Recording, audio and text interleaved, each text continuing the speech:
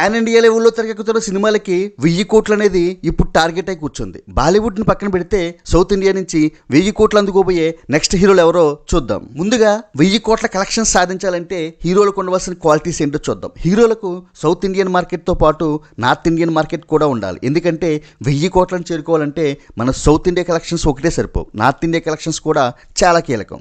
అసలు 1000 కోట్ల కలెక్షన్స్లో నార్త్ ఇండియా కలెక్షన్స్దే సింహభాగం. అలాగే హీరోలకు ఓవర్సీస్ మార్కెట్ కూడా ఉండాలి. ఇక సౌత్లో మన టాలీవుడ్ హీరోలకే ఆ దమ్ముందని ఖచ్చితంగా చెప్పొచ్చు. సౌత్ ఇండియా నుండి మన టాలీవుడ్కి బాహుబలి 2, RRR, కల్కితో 3 సార్లు 1000 కోట్ల మార్కును అందుకున్న రికార్డు ఉంది. శాండల్వుడ్ KGF 2తో ఒకసారి ఆ ఘనతను అందుకుంది. ఇక కోలీవుడ్ ఈ విషయంలో అసలు బోనియే కొట్టలేదు. ఆ హీరోలకి నార్త్లో మార్కెట్ కూడా చాలా తక్కువ. ఇక మల్లువుడ్ది అంత స్థాయి కాదు. ఇక మన టాలీవుడ్లో ఏ హీరో 1000 కోట్లు సాధించే అవకాశం ఉందో తెలుసుకోబోయే ముందు మన టాలీవుడ్లో పాన్ ఇండియా స్థాయిలో జరుగుతున్న సినిమాలను ఒకసారి పరిశీలిద్దాం. పుష్ప 2, దేవరా, గేమ్ చేంజర్ ఈ సినిమాలకు 1000 కోట్ల కలెక్షన్ సాధించే సత్తా ఉందని చెప్పొచ్చు. ఎందుకంటే పుష్పతో అల్లు అర్జున్, RRRతో ఎన్టీఆర్, రామ్ చరణ్లు నేషనల్ వైడ్గా ప్రూవ్ చేసుకుని మంచి క్రేజ్ని మార్కెట్ని ఏర్పరచుకున్నారు.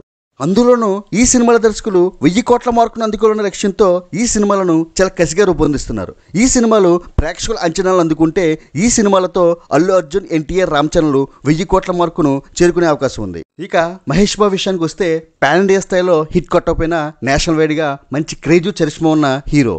ఇప్పుడు రాజమౌళి కాంబినేషన్లో రాబోతున్న SSMB 29తో మహేష్ బాబు 1000 కోట్ల మార్కును అందుకోబోతున్నాడని ఖచ్చితంగా చెప్పొచ్చు. అసలే పాన్ వరల్డ్ స్థాయి సినిమా, పైగా అపజయమెరుగని రాజమౌళి డైరెక్టర్. సినిమా బడ్జెట్టే 1000 కోట్లు దాటి ఉండబోతుంది. సో మహేష్ బాబు ఈ సినిమాతో 1000 కోట్లను మించి కలెక్షన్ సాధించడం ఖాయమని చెప్పొచ్చు. ఇక ప్రభాస్ విషయానికి వస్తే అసలు ఈ 1000 కోట్ల టార్గెట్ని ఫిక్స్ చేసిందే ప్రభాస్కి ఈ 1000 కోట్ల మార్కుని మళ్ళీ అందుకునే ఛాన్సెస్ అందరికన్నా ఎక్కువ. ఎందుకంటే ప్రభాస్ నుంచి రాబోయే సినిమా లైనప్ అలా ఉంది. సలార్ 2, కల్కి 2లు విపరీతమైన క్రేజ్ని ఏర్పరచుకున్న సినిమాలు. ఈ సినిమాల మొదటి భాగాలు సూపర్ హిట్ అవడంతో ఈ సినిమాలు ఎప్పుడెప్పుడు వస్తాయని అభిమానులు ఎదురు చూస్తున్నారు. స్పిరిట్ సినిమా కూడా అటువంటి క్రేజీ సినిమానే.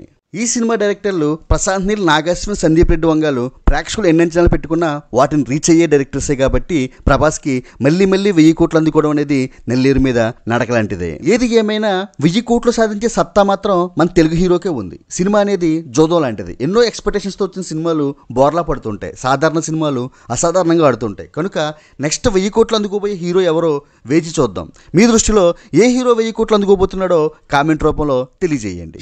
Please do like, share and subscribe Cine Master. Thank you, me Krishna Reddy.